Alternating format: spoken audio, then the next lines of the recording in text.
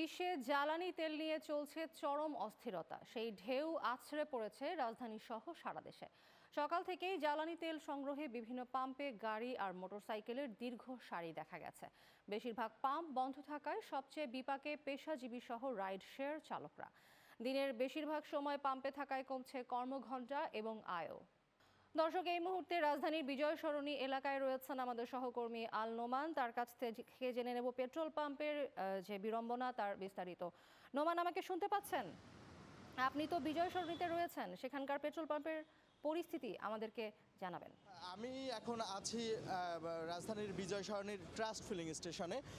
এখানে আমরা এসে যেটা দেখতে পেয়েছি যে বাইক এবং কারের যে দীর্ঘ সারি, এটা পেছনের জাহাঙ্গীর গেট পর্যন্ত পৌঁছে গেছে।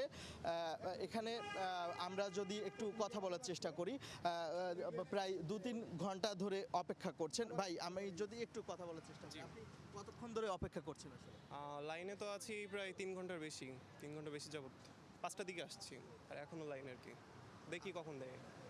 আচ্ছা, আপনার কি মনে হয় যে এই যে তেলটা এখন পাবেন, এটা দিয়ে আসলে কতদিন চলতে পারবেন, কি মনে হয়? যদি ফুল ট্যাঙ্ক দেয় তো ফুল ট্যাঙ্ক দিয়ে 20-25 দিন অনায়াসে চলে যাওয়া যায়। আর যদি ফুল ট্যাঙ্ক না দেয়, কি আবার লিমিট করে কিংবা 1000-এর মধ্যে থাকে, তো আই থিঙ্ক মনে হয় সেটা বেশি দিন খুব একটা যাবে না। লাস্ট কবে আপনি ফুল ট্যাঙ্ক বা তেল নিয়েছিলেন?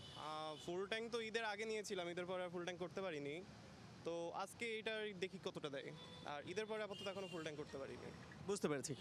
আমরা যেমনটা শুনছিলাম যে আসলে একজনকে তেল নিতে হলে প্রায় 3 থেকে 5 ঘন্টা অপেক্ষা করতে হচ্ছে, এবং এটা আসলে এমন পরিস্থিতি তৈরি করেছে যে রাজধানীর অধিকাংশ পেট্রোল পাম্পই এখন আসলে বন্ধ রাখা হয়েছে এই সময়ে। এবং আমরা যতদূর দেখেছি যে মহাখালী বা এই এলাকায়, যে এলাকাগুলোতে আসলে তেলের চাহিদা অনেক বেশি, সেই এলাকাগুলোতে আসলে পেট্রোল পাম্পগুলো, অধিকাংশ পেট্রোল পাম্প বন্ধ থাকার জন্য আরও বেশি সংকট তৈরি হয়েছে। এবং হচ্ছে রাজধানীর মানে এই এই এই পাম্পটিতে, বিজয় সরণির এই পাম্পটিতে একজন মোটরসাইকেলকে দেওয়া হচ্ছে 1000 টাকার ফুয়েল, এবং প্রাইভেট কারে দেওয়া হচ্ছে 3000 টাকার ফুয়েল। এবং আমরা কথা বলার চেষ্টা করেছি ট্রাস্ট ফিলিং স্টেশনে যারা কর্তব্যরত আছে, তারা আমাদেরকে জানিয়েছে যে আসলে এই যে চাপ, এই চাপ সামাল দেয়া আসলে অনেক বেশি কষ্টসাধ্য হয়ে গেছে তাদের জন্য। রাজধানীর বিজয় সরণি থেকে এই ছিল আমার কাছে নোমান, সর্বশেষ। আপনাকে ধন্যবাদ। দর্শক, কথা বলছিলাম সহকর্মী আল নোমানের সঙ্গে। তিনি ছিলেন বিজয় সরণিতে, পেট্রোল পাম্প থেকে জানাচ্ছিলেন। এই মুহূর্তে মাদারীপুর প্রতিনিধি আমাদের শাওন বল যিনি আছেন, ইনি রয়েছেন ঢাকা বরিশাল মহাসড়কে। আমরা সেখানকার জ্বালানি পরিস্থিতি জানবো। শাওন, আপনি তো সেখানে রয়েছেন, সেখানকার জ্বালানি পরিস্থিতি আমাদেরকে জানাবেন। জি, ধন্যবাদ আপনাকে।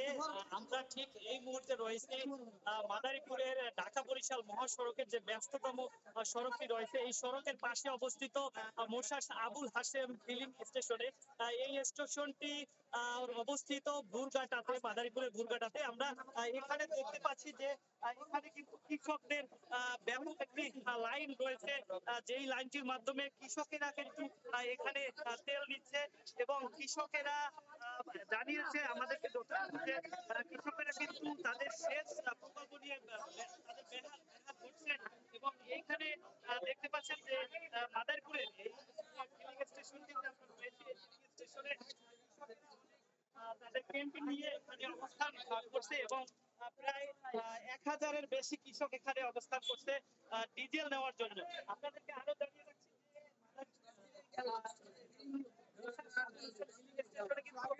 এখন অক্টেন এবং পেট্রোল সরবরাহ বন্ধ রয়েছে। অক্টেন এবং পেট্রোল সরবরাহ দিনের বেশিরভাগ সময় থাকলেও এখানে কিন্তু আসলে তেল সরবরাহ চলছে, কারণ এখানে অক্টেন এবং পেট্রোল সরবরাহ দিলে কিন্তু এখানে মোটরসাইকেলের একটি দীর্ঘ লাইন লেগে যায়। আমরা দুপুরের ভাগে দেখেছি যে দীর্ঘ লাইন লেগে গিয়েছে, এবং আমরা এখন একজন কৃষকের কাছ থেকে আসলে জানবো যে তিনি কতক্ষণ যাবত এখানে লাইন দিয়ে আছে। আপনি কতক্ষণ যাবত এখানে এসেছেন? 4 ঘন্টা। আমরা এখানে দেখতে পাচ্ছি যে কৃষক রয়েছে, এই কৃষক কিন্তু এখানে প্রায় 4 ঘন্টা যাবত লাইনে দাঁড়িয়েছেন এবং এখন পর্যন্ত কিন্তু তারা এখন এখানে যে জ্বালানি তেল রয়েছে সেই ডিজেল এখনো শাওন, আপনাকে ধন্যবাদ। দর্শক, মাদারীপুর থেকে জানাচ্ছিলেন জ্বালানি পরিস্থিতি আমাদের সহকর্মী শাওন বল। দর্শক, এই মুহূর্তে কুমিল্লা সদরে আছেন আমাদের সহকর্মী আহসান হাবিব, জানাচ্ছেন পেট্রোল পাম্পের সার্বিক পরিস্থিতি। আহসান হাবিব, হাবিব আমাকে শুনতে পাচ্ছেন? আপনি তো কুমিল্লাতে রয়েছেন, সেখান থেকে আমাদেরকে জানাবেন যে পেট্রোল পাম্পের পরিস্থিতি আপনি কেমন দেখছেন? জি। কুমিল্লার মহানগর এলাকায় নুরুল হুদা ফিলিং স্টেশনে এখানে সকাল থেকে সারিবদ্ধভাবে অনেক মোটরসাইকেল, তারপর আপনার বিভিন্ন গাড়ি এখানে দাঁড়িয়ে রয়েছে, কিন্তু গ্রাহকের যে চাহিদা অনুযায়ী কিন্তু এখানে জ্বালানি তেল সরবরাহ করতে পারছেন না। তাছাড়া এখানে যিনি আমাদেরকে এখানকার যিনি বর্তমানে এখানকার যে মালিক রয়েছেন তিনি আমাকে জানিয়েছেন যে বিকেল 5টায় তারা তেল এখানে এসে পৌঁছাইছে। তেল পৌঁছানোর পর থেকে তারা পর্যাপ্ত পরিমাণ তেল দিতে পারছেন, এমনকি তিনি আমাদেরকে বলেছেন যে আগামীকাল সকালবেলা পর্যন্ত তারা তেল দিতে পারবেন, তাদের কাছে পর্যাপ্ত পরিমাণ তেল আছেন বলে আমাদেরকে জানিয়েছেন। তাছাড়া আমাদেরকে আরো জানিয়েছেন কুমিল্লা বেশ কোটি আমি ফিলিং স্টেশনে গিয়েছি, তারা বলছেন যে আসলে গ্রাহকদের যে চাহিদা আছে যে চাহিদা অনুযায়ী তারা তেল দিতে পারছেন না।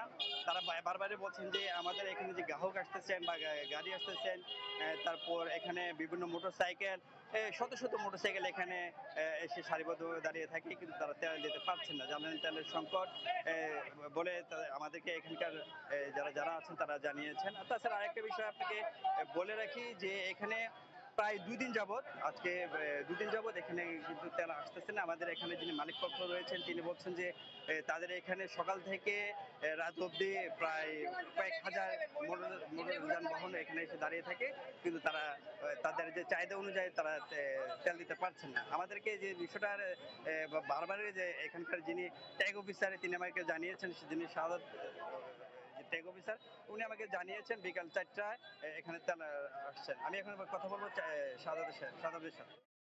হাবিব, আপনাকে ধন্যবাদ। দর্শক, কথা বলছিলাম সহকর্মী আহসান হাবিবের সঙ্গে, জানাচ্ছিলেন কুমিল্লা থেকে পেট্রোল পাম্পের সার্বিক পরিস্থিতি।